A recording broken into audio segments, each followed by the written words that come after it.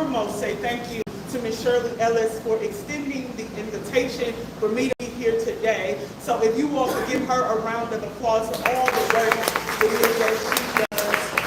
Certainly want to say thank you to CYP Club for all the work that they do on a continuous basis for our community. So if you could give a round of applause for all the staff and everybody a part of their team. Listen, not going to take up too much of your time today. Have been asked to talk about recharging your goals and visions and all of the things, but I do believe in order for me to do any of those things, I think it is important for me to talk about my own journey. How did I get here? How did I become a state representative? What were the steps as a single mom and all of the things? And so in order for me to talk about recharging dreams and visions and all the things, I think it's important to tell my story. But even more than that, I think it's important to be honest about my story, because if it is, I want to talk to you all about change. If I want to talk to you all about the processes of what it is that I've been through, I have to be honest about it. So December of 2015, I made up my mind that I wanted to lead. But it didn't just come to me as far as wanting to lead and wanting to make change. It was birthed out of going through some pain. It was birthed out of going through things.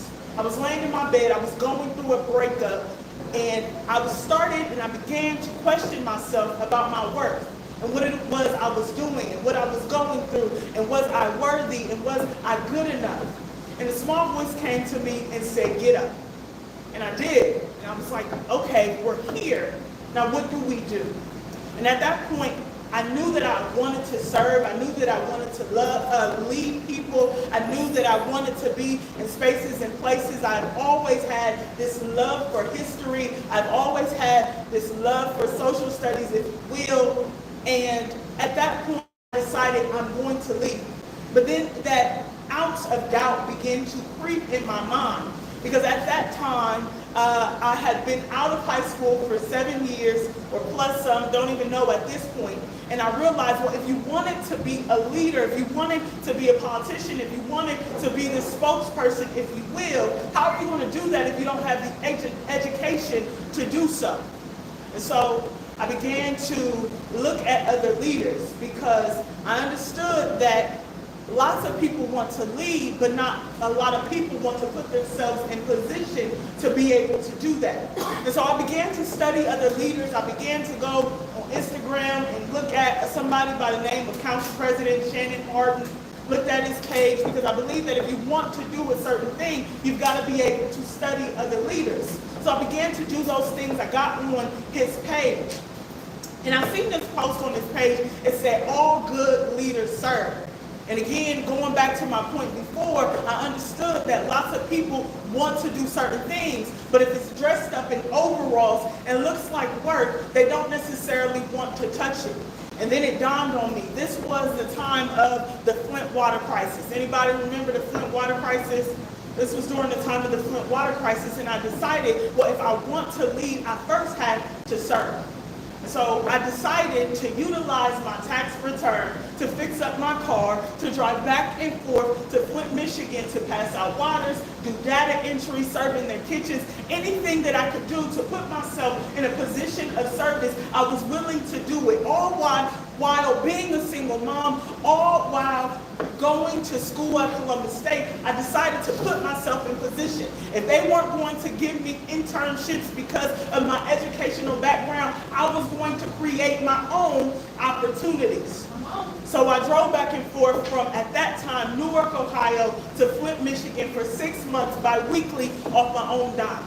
Again, in the food kitchens, doing data entry, going door to door, anything was that I could do to put myself in position, I did that.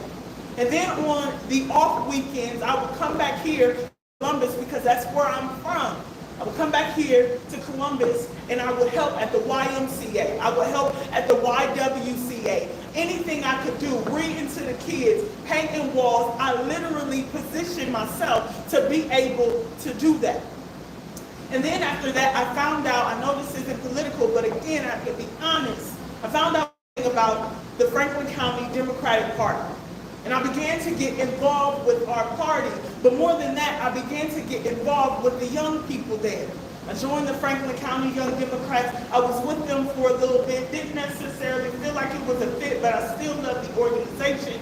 And then I found out about something called the Central Ohio Young Black Democrats. And that's where I felt most at home, gotta be honest. When we started engaging, I started meeting elected officials, I started working on campaigns, and then there was an opportunity to be the fundraising and director of philanthropy chair, or whatever the world that even means. But I was asked to do that. Never had touched fundraising, didn't even feel like I could do it, but again, it was an opportunity. And so I started with them, I was director of fundraising, whatever else. I did that for a bit of time. And then I met my now best friend, representative and former assistant minority leader, Dontavius Geralds. He was president of the Ohio Young Black Democrats. He seen me traveling across the state, going to all the little conferences and meetings that they would have. He seen me, he stopped me in a corner and he said, listen, I see you everywhere. I don't see a lot of people moving and grooving. And look, I would love to sit down with you. I would love to talk to you about potentially either being my vice president for the Ohio Young Black Dems or being my secretary. And so we met, we got together, and I was like, listen, I love your offer. Thank you for your offer. But listen, I'm all about positioning myself appropriately. So while being your vice president sounds beautiful, I think I'm better suited to be your secretary, and then you show me the ropes. And so I sat underneath him for maybe about a year and a half and some change. I learned so much. We developed 7 chapters of Young Black Dems all across the state. And then there was an issue here in Columbus with the Central Ohio Young Black Dems chapter. I was asked to become the president of that chapter. And at that time, I was the first female president. At that time, I became the first female president of that chapter. I served in that position for 4 years, doing community needs assessments, again, working for elected officials, putting my team in positions to lead, to get the experience that they otherwise may not have, just like I did not have those opportunities. I was positioning people, and I did that. And then out of that, I was able to position myself again. Because lots of times you need to be able to take the opportunities it is that you have and the opportunities it is that you've been given to position yourself. So I served there for 4 years, but out of that, I was able to travel the country and speak across the country about my journey.